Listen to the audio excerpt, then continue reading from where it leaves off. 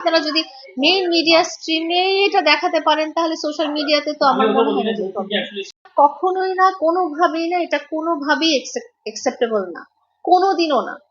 আপনি যেই হন না কেন, হ্যাঁ, আপনার সন্তান হচ্ছে আপনার কাছে টপ মোস্ট প্রায়োরিটি, এবং আপনার সন্তানকে আপনাকেই প্রোটেক্ট করতে হবে। সেখানে আপনি রক্ষক হয়ে যদি ভক্ষকের ভূমিকা পালন করেন, সেটা তো একেবারেই আনএক্সেপ্টেবল।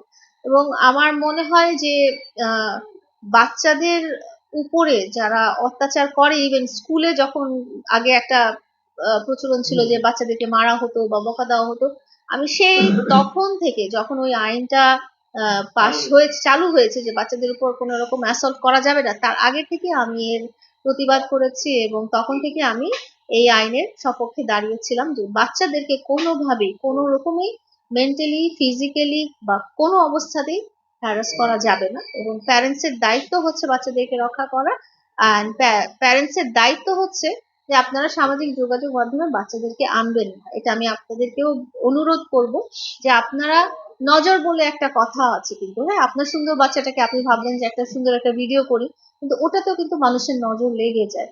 এই এই জিনিসটা কখনো করবেন না। বিনোদনের জায়গাতে না আপনারা অনেক কিছুই দেখবেন, আপনারা ভায়োলেন্সও দেখবেন। সিনেমাতে যখন দেখেন না চরম ভায়োলেন্স, যেখানে খুন খারাবি, রেপ, এই ধরনের সিনও কিন্তু দেখানো হয় সিনেমাতে, হ্যাঁ, অনেক এক্সট্রিম লেভেলের ভায়োলেন্সও দেখানো হয়, এবং সেটা একটা টাইমে সেন্সর বোর্ড পাস হয়েও কিন্তু সিনেমা হলে মুক্তি পায়। তো সামাজিক যোগাযোগ মাধ্যমে আসলে এই ধরনের কোনো সেন্সর বোর্ড বলে কিছু নেই, কিন্তু আপনি কোনটা নিবেন, হ্যাঁ, সেটা হচ্ছে আপনার উপরেই।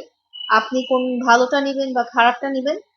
এবং যারা কন্টেন্টও বানাবে তারাও তো, তাদের কাছেও তো অপশন অনেক আছে, বিনোদনমূলক ভিডিও করার অপশন অনেক আছে। যেটা মানুষের জন্য ঠিক না, খারাপ না, সেটা আসলে বর্জন করাই উচিত।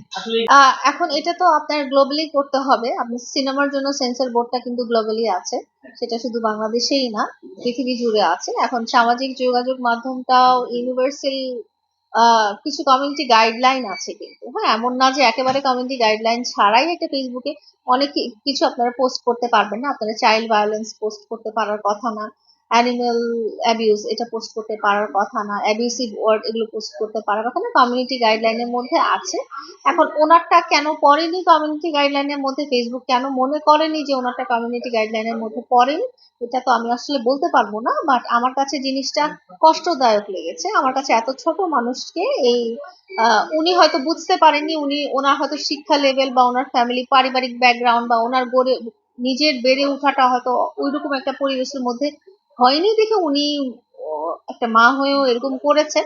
বাট ওনার কিছু কথা শুনে আমার মনে হয়েছে যে না, উনি মনে করেছেন যে মা হিসেবে তার পারিবারিক জীবনটা এবং সামাজিক যোগাযোগ মাধ্যমে দেখানো জীবনটা আলাদা। উনি যেটা বলতে চেয়েছেন আর কি, যে উনি ব্যক্তিগত জীবনে বা পারিবারিক জীবনে উনি হয়তো আহ অন্যরকম মা, কিন্তু কন্টেন্টের খাতিরে উনি বাচ্চাকে ইউজ করেছেন। বাট আমার মনে হয় যে বাচ্চাকে আসলে ব্যবহার না করাই উচিত।